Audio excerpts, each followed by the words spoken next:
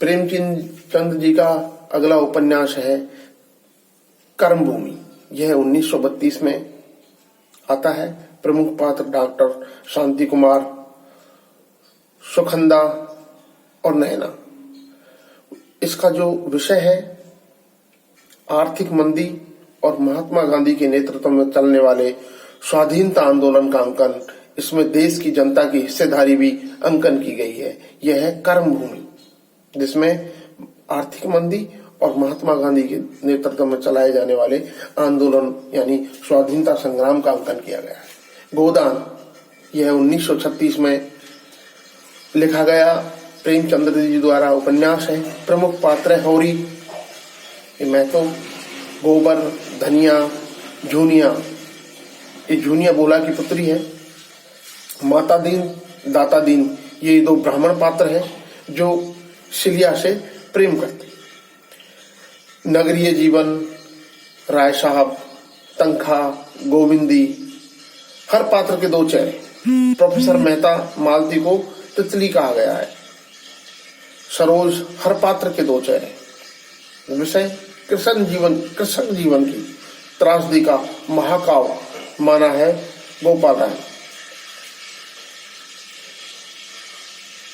इसमें प्रेमचंद आदर्शोन्मुख यथार्थवाद की दृष्टि सृष्टि करते हैं।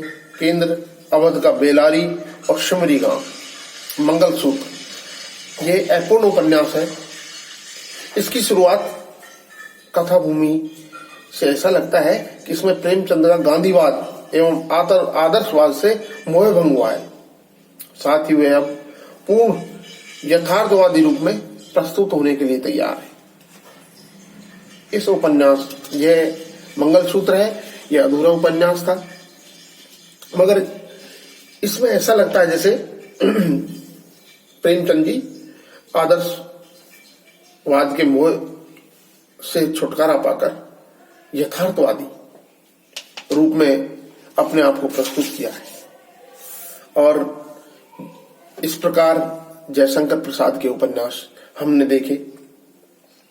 हम इसी कड़ी में मुख्य उपन्यासकार जयशंकर प्रसाद जी, जिनका कंकाल 1929, तितली 1933, इरावती अपूर्ण है किंतु प्रकाशित हुआ, कंकाल धर्म के नाम पर होने वाले अनाचारों का अंकन है, तितली जमींदार और उसके कारिंदों के अत्याचार एवं मिश्रण भ्रष्टाचार का उल्लेख है।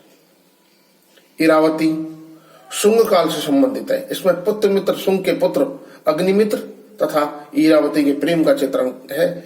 इरावती प्रेमचंद प्रसाद के इतिहास प्रेम से अत्यंत असंतुष्ट थे।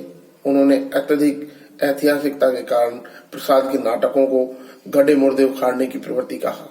इस दृष्टि से उन्होंने स्कंद गुप्त की सर्वाधिक आलोचना की। जैनेन्द्र परख 1929 में प्रथम उपन्यास था।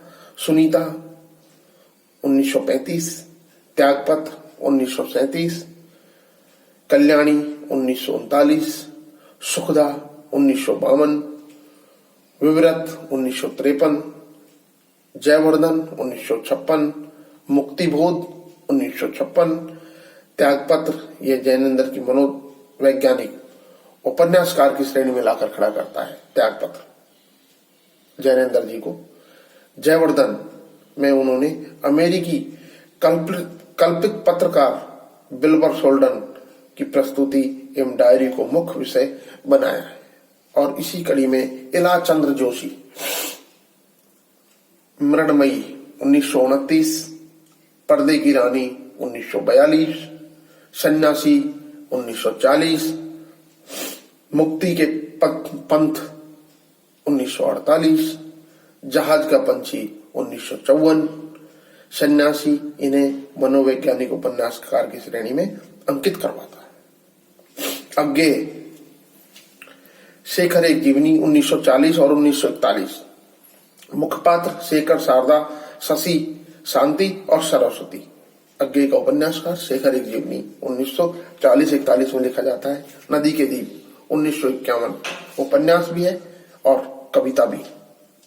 अज्ञे ने इसे 4 संवेदनाओं का अध्ययन कहा है। मुख्य पात्र रेखा, भुवन, गोरा, चंद्रमाधव अपने अपने अजनबी। ये अज्ञे का 1961 में मुख्य पात्र है। सेल्मा वृद्ध पात्र है। यूके युवा पात्र है। नदी के दीप को डॉक्टर भगवत शरण उपाध्याय ने सुंदर पके हुए फल में कीड़े की संज्ञा दी। शेखर एक जीवनी के बारे में गोपाल राय ने टिप्पणी की कि यह एक अधूरी कृति है। अज्ञे के उक्त तीनों उपन्यास इन्हें हिंदी साहित्य के सर्वोच्च मनोवैज्ञानिक उपन्यासकार के रूप में स्थापित करते हैं। Thank you.